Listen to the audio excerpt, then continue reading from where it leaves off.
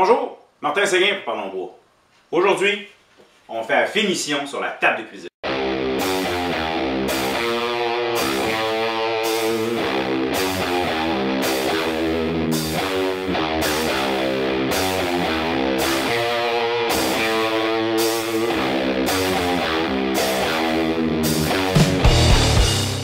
C'est maintenant le temps de faire la finition. Teinture et vernis. J'ai tout fait mon montage, tout est à mon goût. En fait, je pense que tout est correct.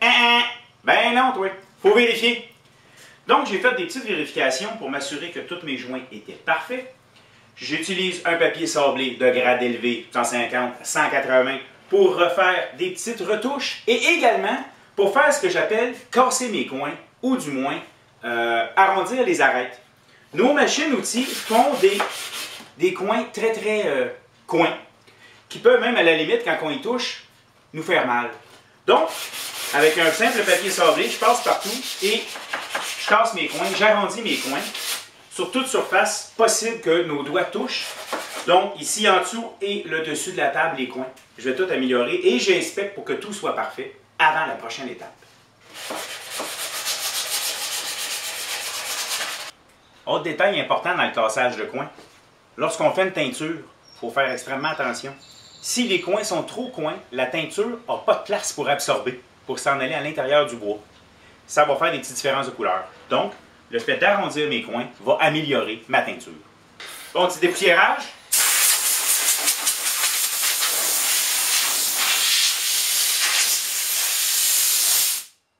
Extrêmement pratique un compresseur dans l'atelier. Étape suivante, ma finition étant avec à base d'eau, un solvant à l'eau.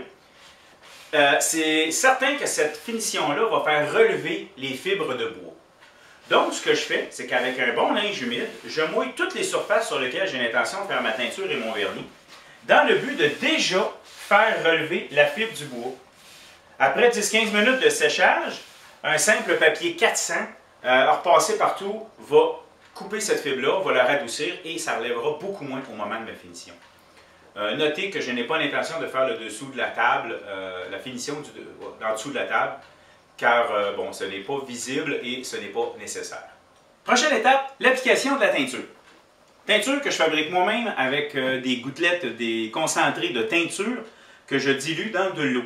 La cliente est venue et on a fait des tests de couleurs sur un morceau de chêne rouge, la même chose que la table, divisé par des petites lignes, on a ajouté des gouttes, on a enlevé des gouttes, tatata. On a même mis du vernis par-dessus. Une chance, parce que notre première idée a fait en sorte que, oups, on tombait trop foncé en l'application du vernis. On a finalement trouvé la bonne mixture. On a pris en note les gouttes que j'ai extrapolées, que j'ai diluées dans de l'eau pour fabriquer ma teinture et la mettre dans mon pot de mon pistolet, mon fusil. Encore là, petit test avant de commencer. Je viens de confirmer que, OK, on est correct. C'est semblable. Attendez un peu, c'était celle-là ici. C'est semblable à ce qui était convenu. Donc, mon mix, mon extrapolation a fonctionné. Et maintenant, j'applique ma teinture. Malgré le fait que c'est une teinture à l'eau, on se protège quand même avec un masque et des lunettes. Hein. Les lunettes, en fait, c'est, malgré le fait que vous dites « Ah, on n'a pas besoin. » minute. Aussitôt qu'il y a un petit raccoin, là, comme ce que j'ai l'intention de faire, ça peut revenir sur moi. Donc, je me protège les yeux. Bonne ventilation, j'ai un ventilateur qui pousse ça à l'extérieur avec un petit filtre et c'est ça, je peux commencer. Je fais par en dessous mes côtés d'abord pour être certain d'en envoyer partout parce que visuellement je vais être correct. Pour ce qui est du restant, lorsque je vais faire mon vernis, je vais pouvoir y aller approximatif un peu par en dessous sans nécessairement faire du flip de chaque côté. Mais pour la teinture, comme que je viens de dire, je prends pas de chance, je fais un côté, ensuite je vais faire l'autre comme il faut.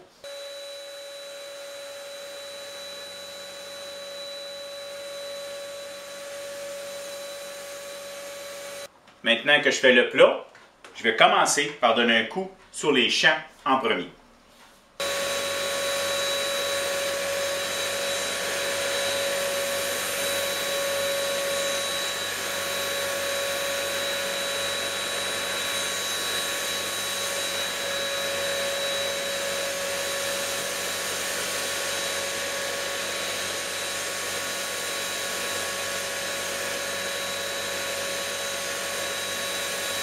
Maintenant que la teinture est bien sèche, je suis prêt pour le vernis.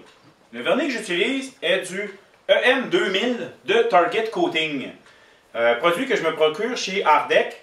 En passant, ils ont changé subtilement un peu leur nom, de Ardec pour Ardec. Bref, le nom du site web apparaît dans le bas de l'écran. Je vais en appliquer 3 couches, quand même de façon assez généreuse, mais il ne faut pas que ça coule. Toujours avec masque, lunettes, et on laisse bien sécher entre les couches, au moins 1 heure. Si la température est très humide, peut-être laisser plus de temps. Et pour moi, une couche, c'est dans ce sens-là et dans ce sens-là. Quand on a fait les deux sens, ça équivaut à une couche. On en a une belle épaisseur. Et on laisse sécher jusqu'à la prochaine.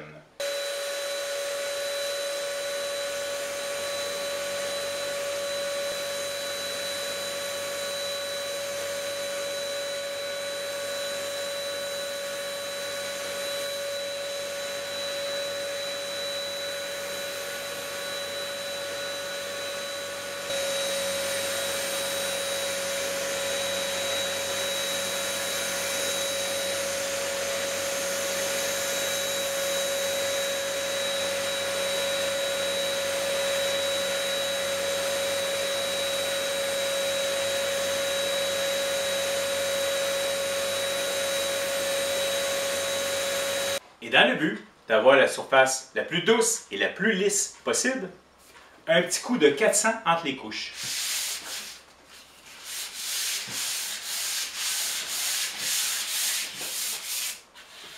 On sent la différence juste comme ça au toucher.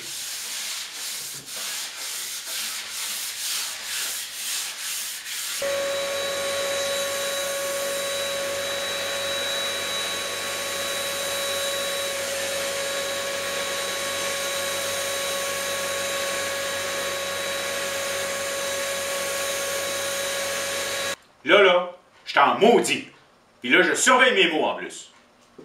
Entre les couches, il faut que ça sèche. Ben, qu'est-ce qu'on fait? On se trouve d'autres choses à faire. J'ai quelque chose à laver. Fait que, j'essaie de mettre de l'eau dans ma chaudière. Ce petit bidule-là, qui sépare en deux à la sortie du tuyau d'eau, de l'entrée d'eau ou de la sortie d'eau, peu importe. La petite poignée a décidé de partir.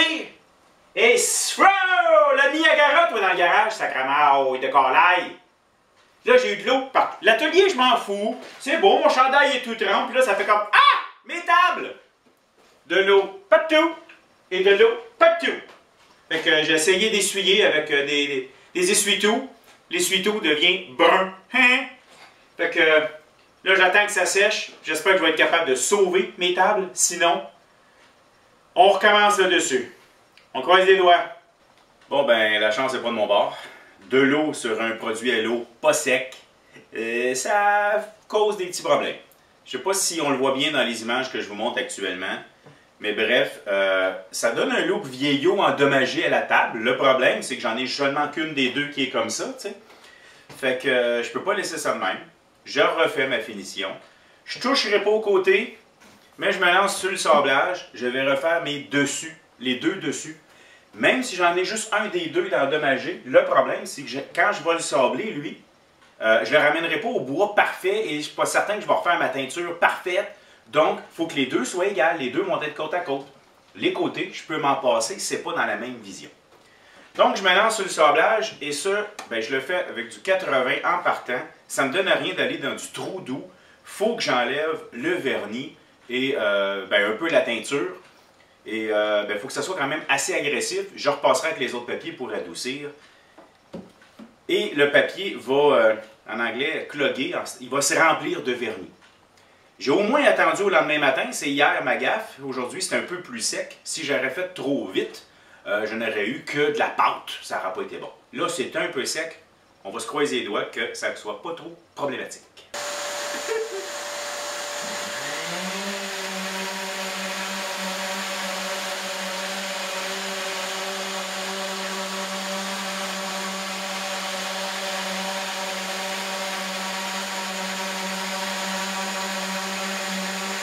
Bon, j'ai tout sablé au 80, 100, 120, 150.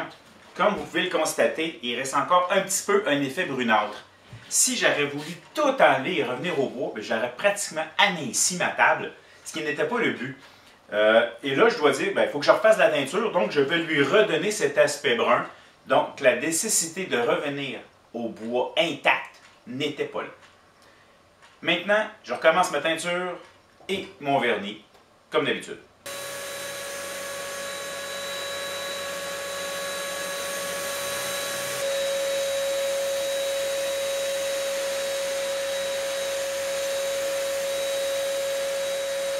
Et voilà, 3 couches de vernis, c'est à mon goût.